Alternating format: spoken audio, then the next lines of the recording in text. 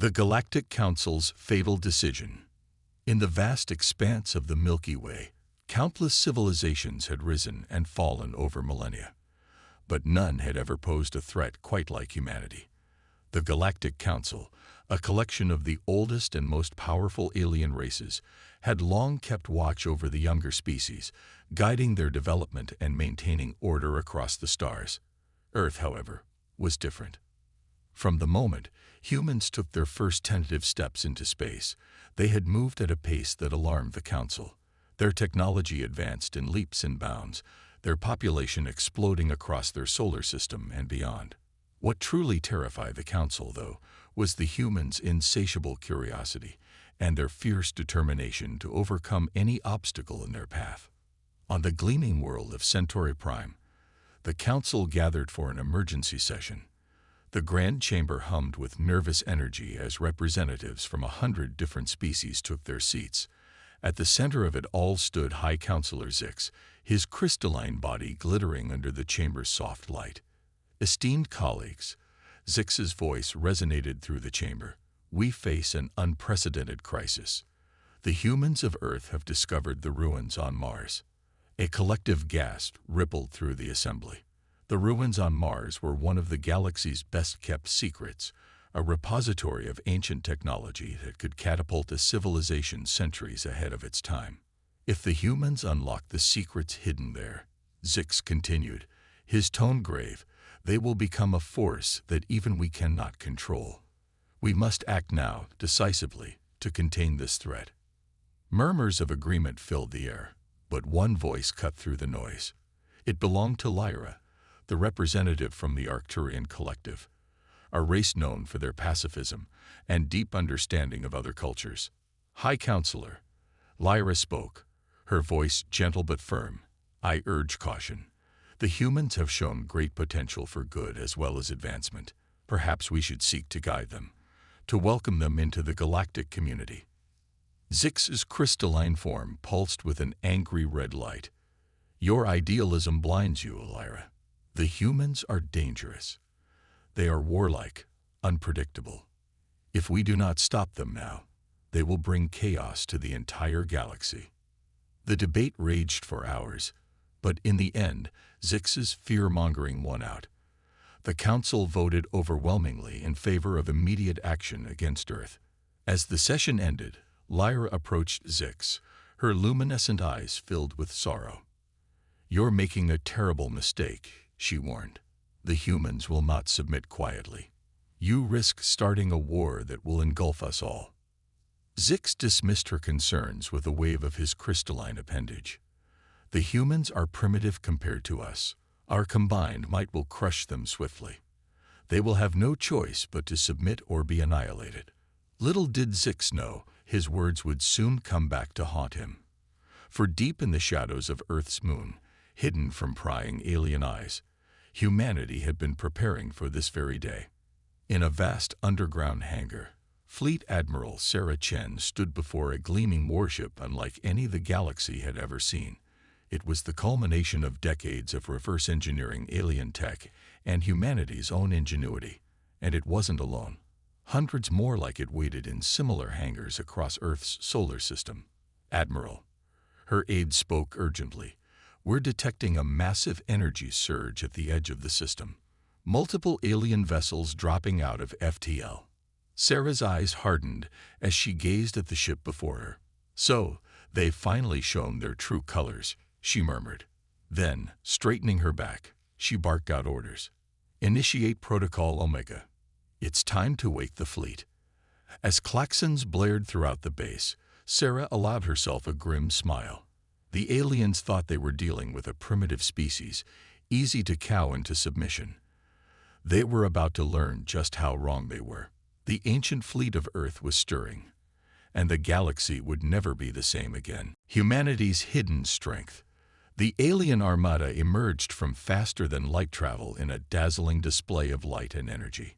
Hundreds of ships, each a masterpiece of advanced technology, filled the space between Mars and Jupiter. At their center loomed a behemoth of a vessel, easily the size of a small moon. This was the Harbinger, the flagship of the Galactic Council's fleet. On its bridge, Supreme Commander Krax of the militant Zorn species surveyed the solar system before him with a mixture of anticipation and disdain. His leathery skin rippled with excitement at the thought of the coming battle, if it could even be called that. "Pitiful," he growled, his voice like gravel. "These humans think they can stand against the might of the Council. Prepare the ultimatum. Let's see how quickly they surrender when faced with real power." As Krax's underlings scurried to obey, a lone figure stood quietly in the corner of the bridge. Lyra, the Arcturian representative, had insisted on accompanying the fleet, hoping to act as a voice of reason. Now, watching the brutal efficiency with which the Zorn prepared for war, she felt a deep sense of foreboding. "Commander Krax," she spoke up, her melodic voice a stark contrast to the harsh tones of the Zorn. "I implore you one last time. Let us attempt peaceful communication. The humans may surprise us with their—" Krax cut her off with a snarl. "Enough of your prattling, Arcturian. The Council has made its decision. The humans will submit or be destroyed. There is no middle ground." Back on Earth, in the heart of humanity's hidden lunar base, Fleet Admiral Sarah Chen watched the alien armada's arrival on a massive holographic display. Her face remained impassive, but her eyes glinted with determination. "Status report," she commanded. Her second-in-command, Captain Marcus Rodriguez, stepped forward. "All systems are green, Admiral. The fleet is fully operational and awaiting your orders. Project Lazarus is standing by." Sarah nodded, a small smile playing at the corners of her mouth. "Excellent. Let's see what our uninvited guests have to say for themselves." As if on cue, the communications officer called out, "Admiral, we're receiving a transmission from the alien fleet. It's being broadcast on all frequencies." "Put it through," Sarah ordered. The holographic display flickered, and the imposing visage of Commander Krax appeared. His reptilian features twisted into what might have been a smile, but looked more like a predatory snarl. "People of Earth," Krax's voice boomed, "I am Supreme Commander Krax, representing the Galactic Council. Your reckless advancement and warmongering ways have become a threat to galactic peace. Surrender now, submit to Council rule, and your lives will be spared. Resist, and you will be annihilated. You have 1 Earth hour to comply." As the transmission cut off, a tense silence fell over the Lunar Command Center. It was broken by Sarah's calm, steely voice. "Well, it seems the Council has made their intentions clear. Pity they didn't do their homework." She turned to her crew, her eyes blazing with resolve.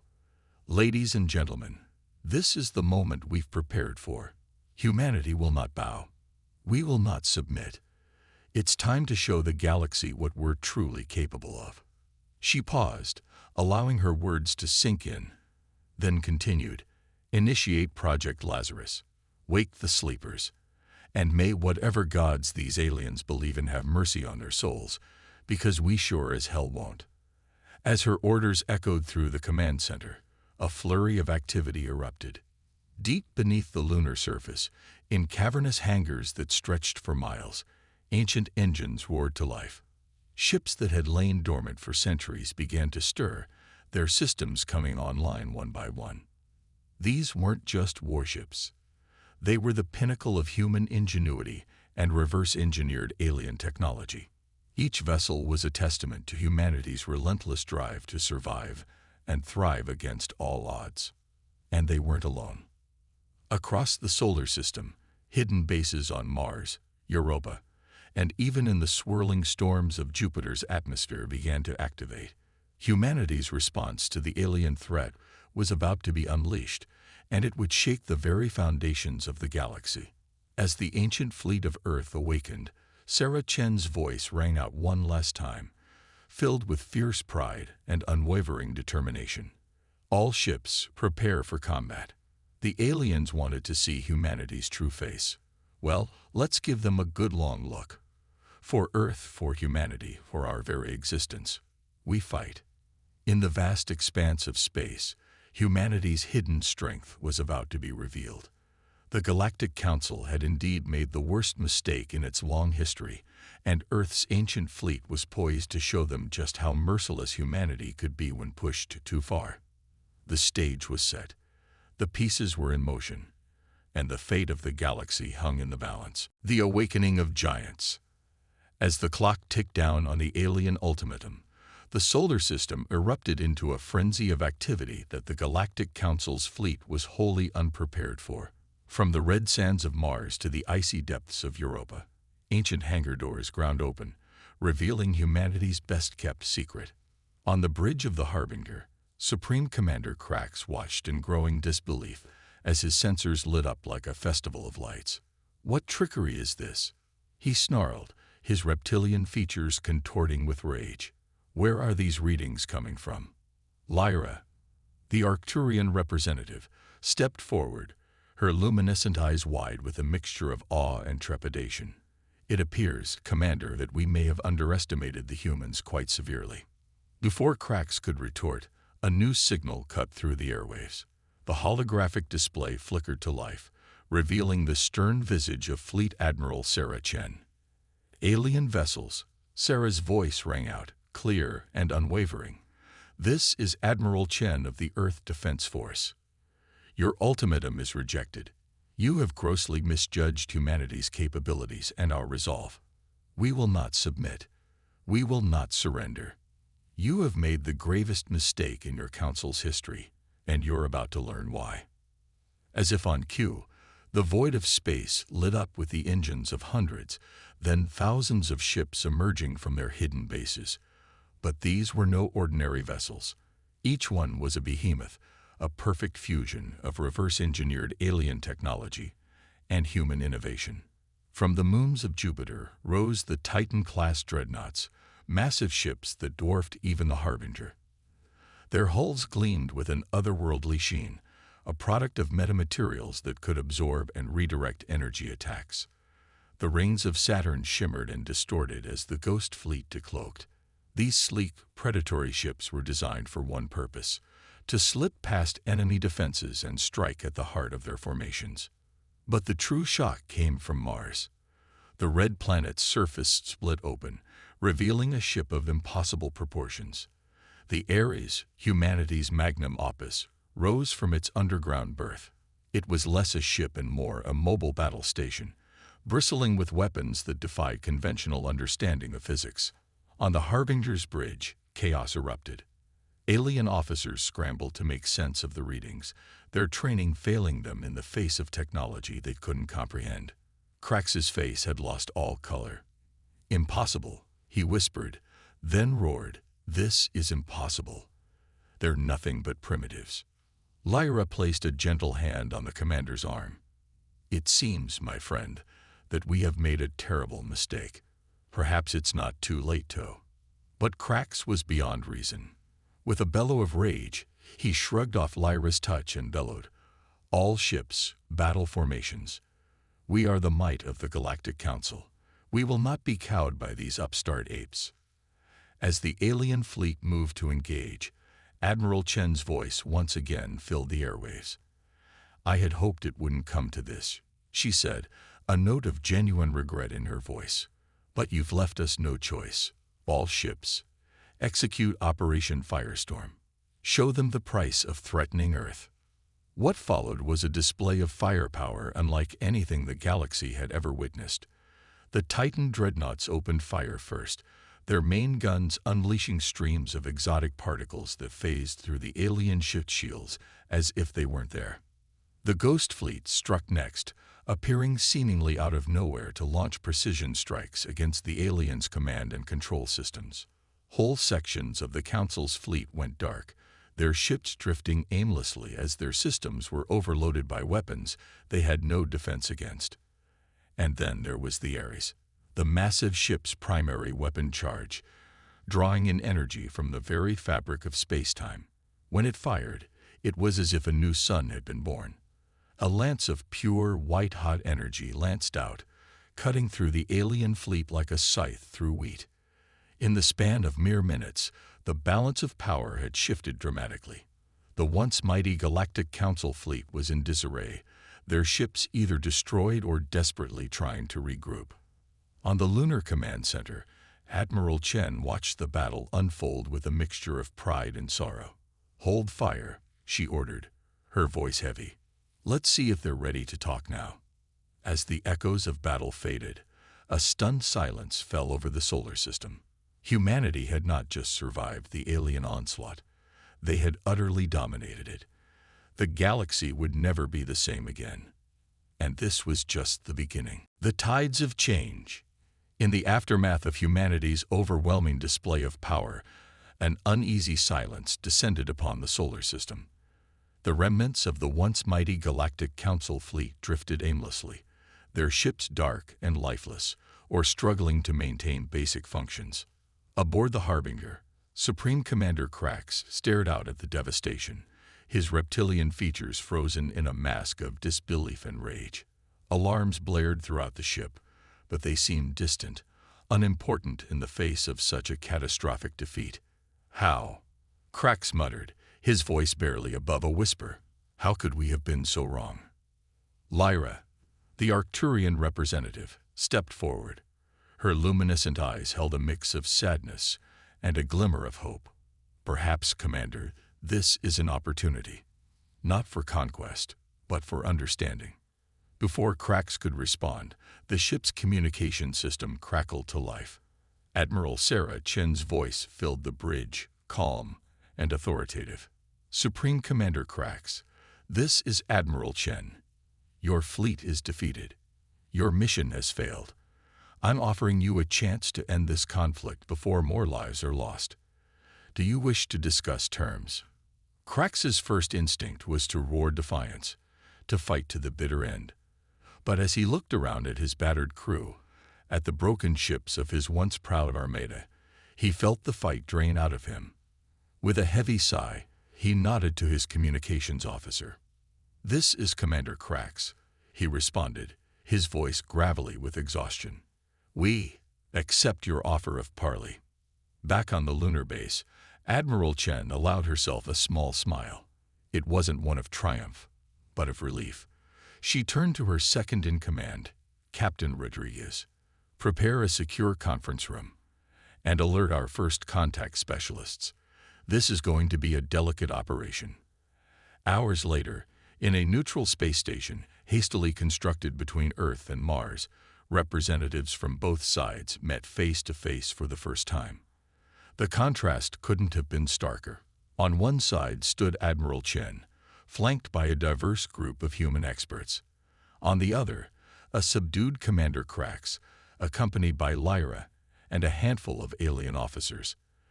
As they sat down at the negotiation table, Chen spoke first. "Before we begin, I want to make one thing clear. Earth has no interest in conquest or domination. Our goal is, and always has been, to protect our people and our home." Krax scoffed, but there was no real heat in it. Protect, with a fleet that could lay waste to half the galaxy. Chen's eyes hardened. "A fleet we built because we knew this day would come. We've been watching the stars for centuries, Commander. We saw how the Galactic Council treated lesser species. We knew that one day we'd have to defend ourselves." Lyra leaned forward, her gentle voice a stark contrast to the tension in the room. "But surely, now that we've seen your true strength, we can move past conflict. There's so much we could learn from each other." "That," Chen said with a nod, "is exactly what we're hoping for. But it has to be on equal terms. No more talk of submission or primitive species. Humanity is ready to join the galactic community, but as partners, not subjects." As the negotiations proceeded, it became clear that the balance of power in the galaxy had irrevocably shifted. News of the Council fleet's defeat spread like wildfire across subspace communications. On 1,000 worlds, oppressed species looked to the skies with newfound hope. If humanity could stand up to the Council, perhaps they could too. Days turned into weeks as the delicate dance of diplomacy played out. It wasn't easy. Centuries of Council doctrine and human mistrust had to be overcome. But slowly, painfully, progress was made. A new treaty was drafted. The Galactic Council would be reformed, with Earth given a seat at the table. The knowledge and technology that humanity had kept hidden for so long would be shared, but under strict controls to prevent misuse. As the final details were being hammered out, Admiral Chen found herself standing alone with Lyra in the space station's observation deck. The blue marble of Earth hung in the distance, a stark reminder of what they had been fighting for. "You know," Lyra said softly, "when I first argued against attacking Earth, I never imagined this outcome. Your people are remarkable." Chen smiled, a hint of pride in her eyes. "We've had to be. Our history is full of conflicts and challenges, but it's also full of triumphs, of people coming together to overcome impossible odds. That's the true strength of humanity." Lyra nodded thoughtfully. "I believe the galaxy will be a better place with humanity in it. But tell me, Admiral, what happens now?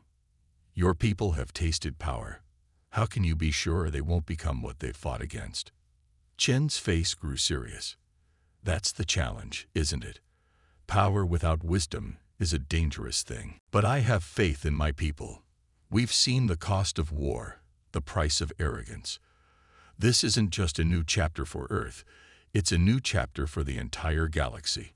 And we intend to write it together, with compassion, curiosity, and courage." As they stood there, watching the stars, both alien and human knew that the future was uncertain. But for the first time in a long while, it was also filled with hope. The worst mistake in the Galactic Council's history had led to an unexpected opportunity.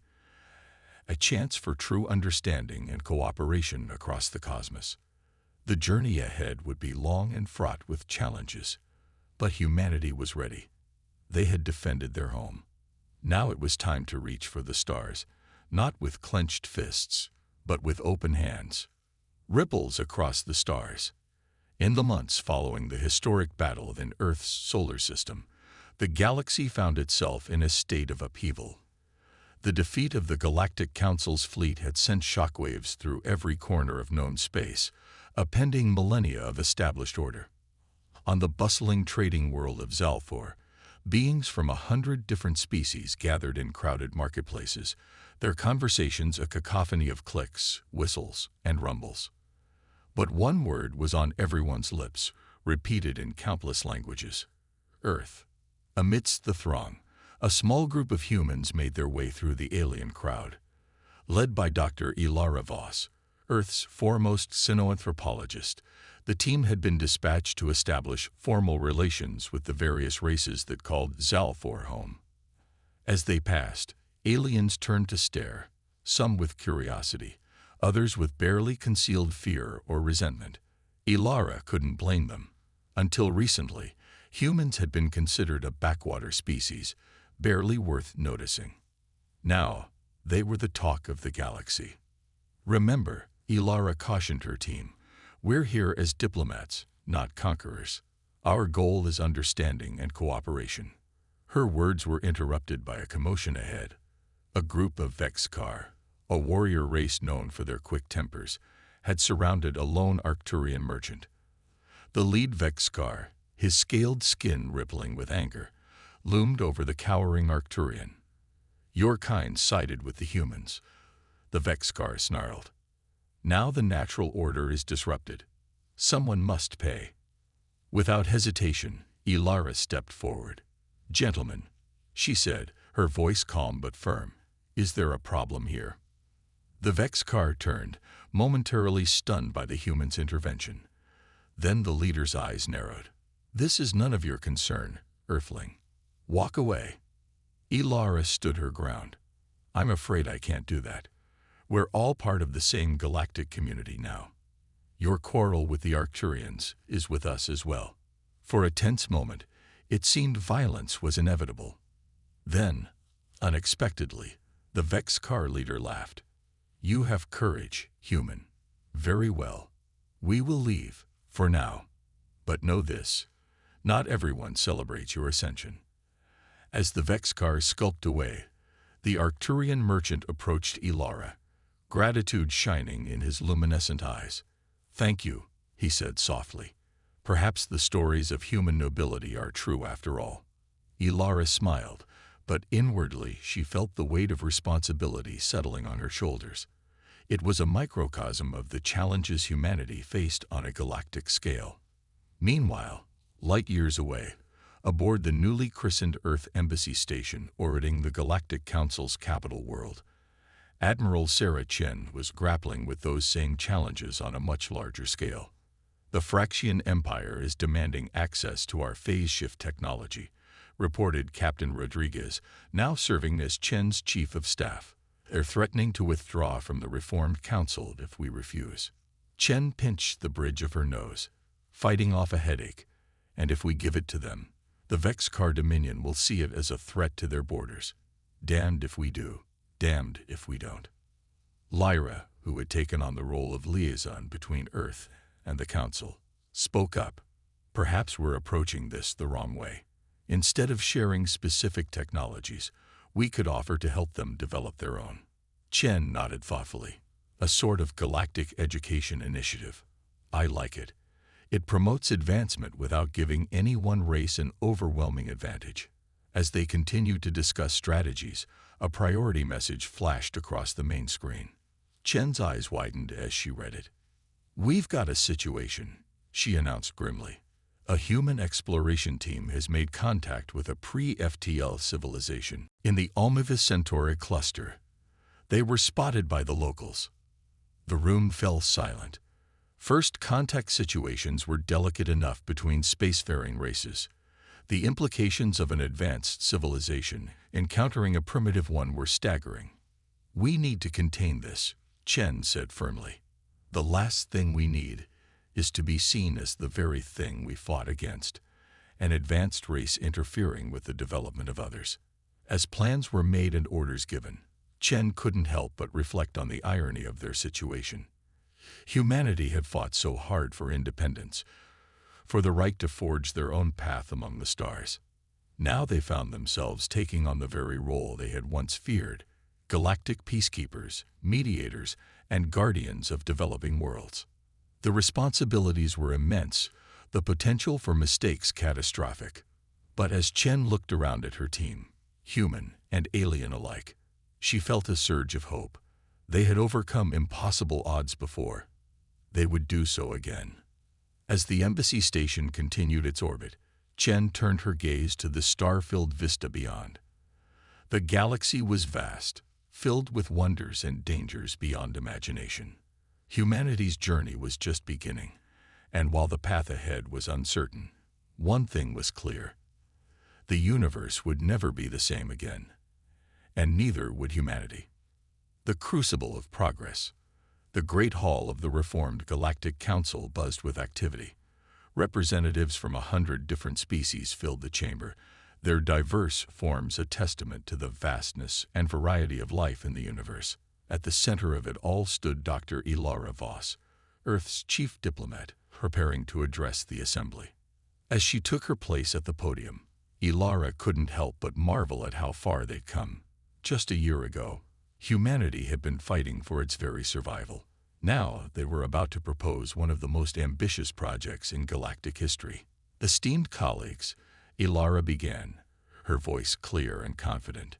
"Today, I come before you not just as a representative of Earth, but as a fellow citizen of this vast and wondrous galaxy. We stand at a crossroads, a moment that will define not just our own futures, but the future of countless generations to come." She paused, letting her words sink in before continuing. "Humanity proposes the establishment of the Galactic Institute of Shared Knowledge and Advancement, a place where the brightest minds from every world can come together, share ideas, and work towards solving the greatest challenges facing our collective civilizations." The chamber erupted into a mix of excited murmurs and skeptical whispers. Ilara had expected this. Change never came easy, especially on a galactic scale. "I know some of you have concerns," she acknowledged. "You worry about the sharing of advanced technologies, about maintaining the unique cultures of your worlds. These are valid concerns, and ones we share. That's why the Institute will be governed by a council representing all member races, with strict ethical guidelines and safeguards in place. As Ilara continued to outline the proposal, halfway across the galaxy, another aspect of humanity's integration into the galactic community was unfolding. On the lush jungle world of Nimbus Prime, home to the reclusive Genta, a most unusual scene was taking place. Captain Marcus Rodriguez, now commander of the human diplomatic vessel Horizon, stood beside Genta elder Clix, both of them watching a group of human and Genta children playing together. The Genta, with their iridescent feathers and bird-like features, had long been isolationists, wary of outside contact. But the human children, part of a cultural exchange program, had managed to bridge gaps that diplomats had struggled with for centuries. Remarkable, Elder Clix chirped, her head tilted in curiosity. Your younglings show no fear of differences. They embrace them. Rodriguez nodded, a small smile on his face. It's one of our greatest strengths. Humans are adaptable. We see differences not as threats, but as opportunities to learn and grow.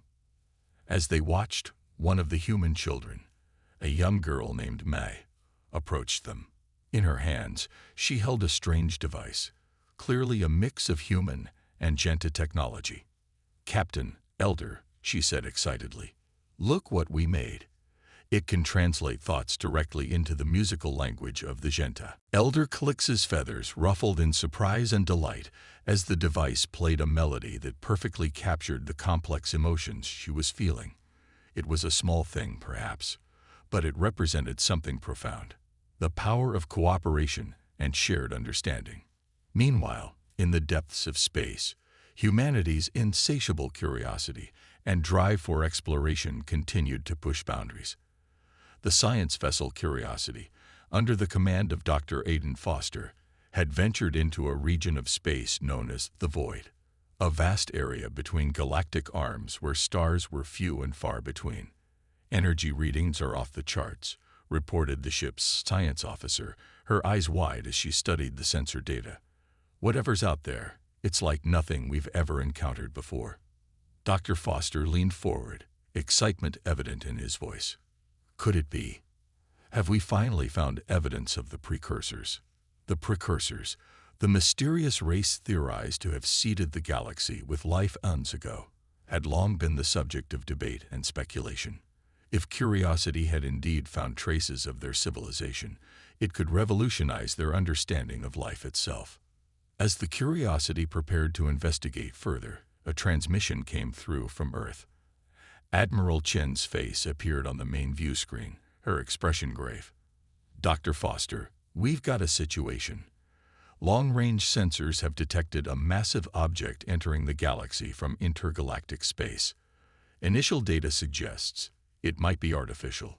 Foster felt a chill run down his spine. An intergalactic visitor. The implications were staggering. We're redirecting you to investigate, Chen continued. Whatever this thing is, we need to know if it represents a threat. Humanity fought hard for its place in this galaxy. We're not about to lose it to some unknown interloper. As the transmission ended, Foster turned to his crew. He saw in their faces the same mix of excitement and apprehension that he felt.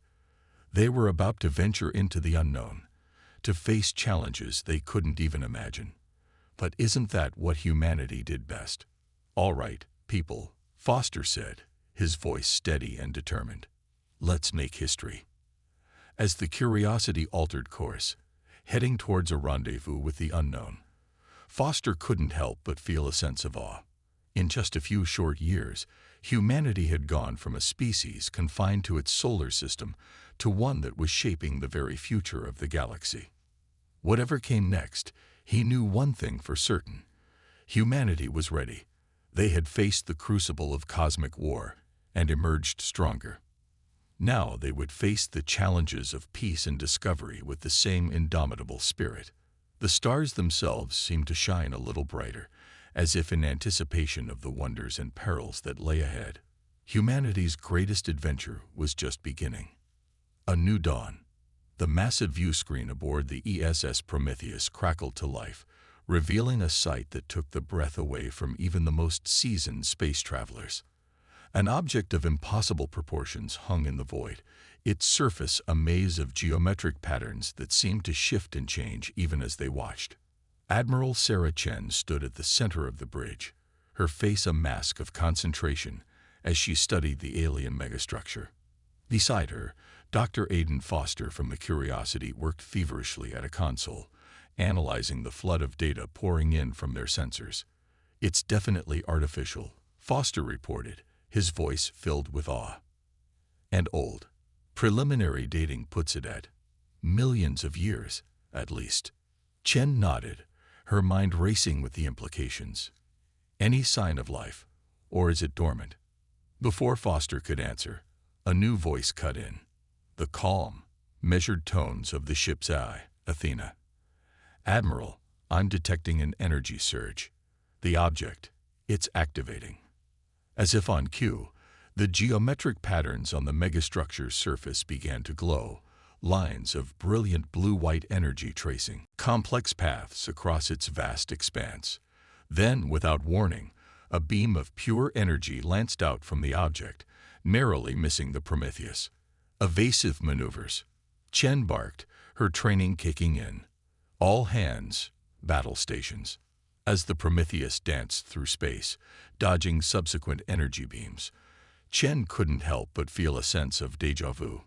Once again, humanity found itself face to face with a power beyond their understanding. But this time, they weren't alone.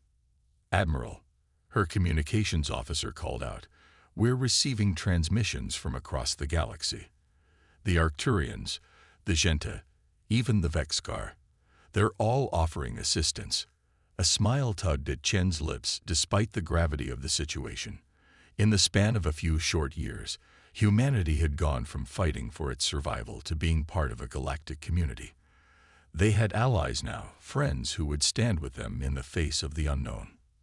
Back on Earth, in the newly constructed Galactic Institute of Shared Knowledge and Advancement, Dr. Ilara Voss led a team of the brightest minds from a dozen different species. They worked tirelessly, pooling their knowledge and unique perspectives to unravel the mystery of the alien megastructure. "It's not a weapon," Ilara announced, her eyes shining with excitement as she addressed the gathered representatives of the reformed Galactic Council. "It's a gateway, a door to somewhere else, perhaps even another galaxy." The chamber erupted into a cacophony of voices, each species reacting in their own way to this staggering revelation. Some were excited, others terrified, but all recognized the monumental nature of the discovery. As the debate raged, a message came through from the Prometheus. Admiral Chen's holographic form appeared before the council, her expression a mix of determination and hope. "We've made contact," she reported. "The megastructure, it's responding to our attempts at communication.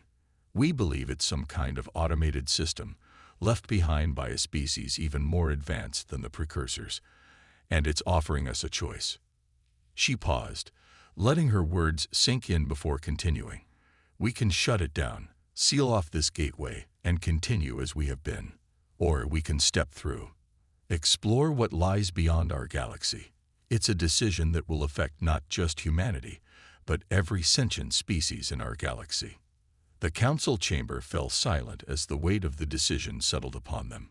It was Lyra, the Arcturian representative, who spoke first. "Not long ago," she said, her melodic voice carrying clearly through the hall, "we thought of humans as primitive, as a threat to be contained.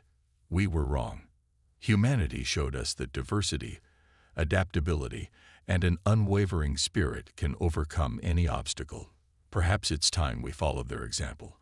I say we step through that gateway together." One by one, the other representatives voiced their agreement. The fear and mistrust that had once divided them had been replaced by a shared sense of wonder and curiosity. As the decision was relayed to the Prometheus, Admiral Chen felt a swell of emotion. She thought back to that fateful day when the Galactic Council had made their worst mistake, the day they had underestimated humanity. That mistake had set in motion a chain of events that had reshaped the galaxy, forging new alliances and pushing the boundaries of what was possible. Now, as they stood on the brink of an even greater adventure, Chen knew that whatever challenges lay ahead, they would face them not just as humans, but as part of something greater. A united galaxy, bound together by shared dreams and an indomitable spirit. Athena, Chen said, her voice steady and clear, plot a course for the gateway. Let's see what's out there. As the Prometheus moved forward, leading a fleet of ships from a dozen different worlds, the ancient megastructure pulsed with energy. The gateway opened, a swirling vortex of light and possibility.